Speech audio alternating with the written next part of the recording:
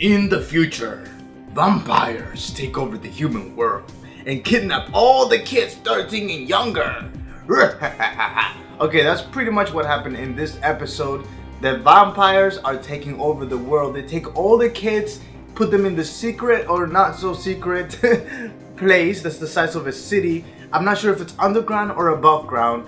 And they store the kids here like livestock. But what are they doing? Are they trying to suck their blood? Because these kids have to volunteer in order for the vampires to get blood. And then the vampires just kill them off anyways. What in the world is going on? That's what Seraph of the End was pretty much about this first episode. It was a bit confusing. There were some inconsistencies that I will talk about. What's up, everybody? It's Johnny Boy, and I'm bringing you a first impressions anime review of Seraph of the End episode 1. So overall, I'm gonna give this episode maybe a 7 out of 10. It's not a very solid show. It's definitely not a AAA title just yet. Although the studio doing this anime, it's with studio. The studio responsible for Attack on Titan. So I do have high hopes, but again, those are just hopes. I hope this series picks itself up in the next episode. It's gonna look sick. But let's start off with some inconsistencies. First of all, in the beginning of the episode, all the adults suddenly died. They all collapsed at the same time.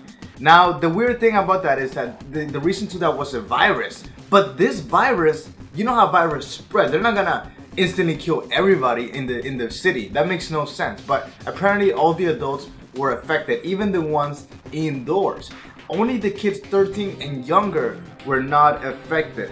Now, these vampires came out of nowhere. There was no explanation as to where they came from. There was no explanation how long they've been there. We don't know anything, but we do know that they must have been there for a while, somewhere maybe underground, because they were already organized. They're the ones who spread this virus, and as soon as the virus hit, they were already outside on the city, on the human world, already taking over all the kids. Now, they kidnapped all the little kids 13 and younger because apparently they couldn't make a virus strong enough to affect the kids. So all these kids are taken to this facility, this laboratory, which I assume there's many other laboratories with different rulers and nobles, but they just keep them there.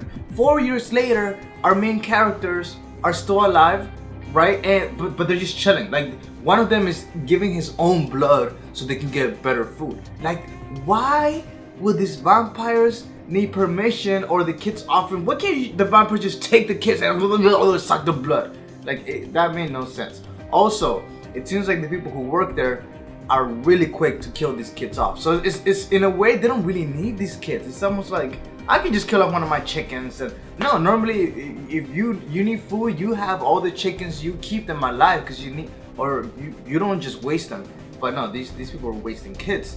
It was shocking at the end when Ferid, who is one of the nobles, killed all those kids. I haven't seen this much adult to child violence in a while. With his bare fingers, dude. His damn long ass nails that he never cuts. Nasty pig. But he killed off all those kids. What was the point of that?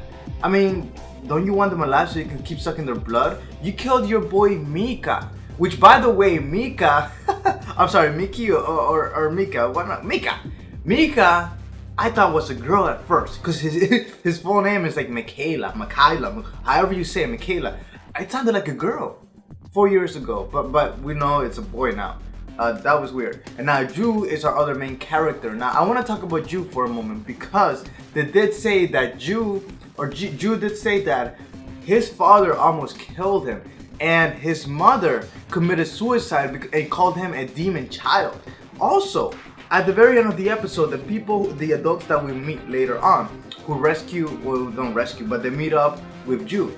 They said the prophecy talks about you, or you are part of the prophecy. So it seems like this kid, since he was born, maybe he's half demon, or half vampire, half human, or something. He must have something, because Ferid was not, he was so quick. Within seconds, he killed off all those kids who were spread out. But as he was holding Mika, you came out of nowhere and held a gun to his face and said, "Die!" Boo! Shot him in the face.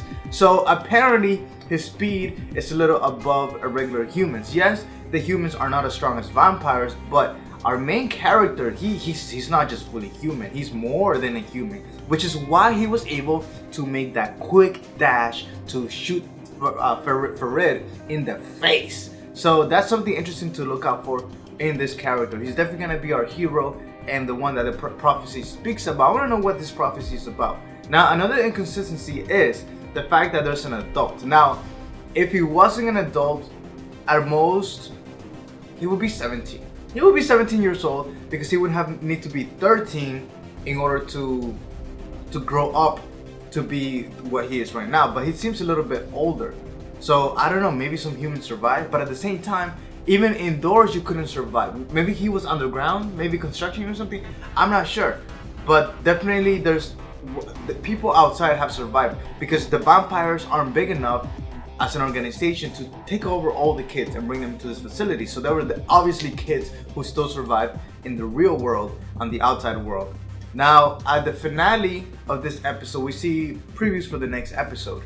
Apparently, there's an organization. The humans have organized themselves to the point that they have school, they have bullies, like they have this crazy organization mostly for kids. I don't know if the teachers are gonna be adults. How many adults are still alive? That's what I'm curious about. Are they all like 17 years old or what? Well, this does take place 4 years later. For the previews, it's gonna be 4 years into the future. So episode 2 is gonna take 4 years later. I'm not sure how old. Well, this kid is 12 years old, so he's gonna be 16 now. Our main character is gonna be 16 in episode 2, and he's gonna be around bullies. So clearly, the virus doesn't work anymore. Like, that was a one-time thing, and maybe they become immune to it, where the vampires can't just replicate and throw the virus out there again, because it's not gonna work. They're gonna have to make something new. I'm not sure. Now, I do know that our humans are gonna fight against the vampires, and I do think the next episode is gonna be character death of just a nobody student. But again, the most shocking part of this episode was those kids who got killed, man. They, like, Ferid just completely, that asshole, he gave, I'm just so mad. Like, Mika got the map, he got the gun, he has so much hope, but no, they got their asses kicked. They got killed, murdered. I did not like that scene at all. Overall, this episode is okay. The music is average. The animation is pretty good. There is some CGI. I've noticed a lot of CGI. It's pretty good. It's not like annoying, or it blends in really well with the animation. But overall, as an episode, I just wasn't really feeling. Food Wars, I had more enjoyment watching Food Wars than I did Seraph of the End. But again, I'm gonna give this a 3-episode rule. I'm gonna see if it comes up to be a better anime than it appears. But episode 1, first impressions, so. Go watch it if you want to. Don't watch it if you don't want to. Just do whatever you want, because I can't quite recommend this just yet. Thank you for watching though. Definitely is worth watching, at least to see if you like it or not.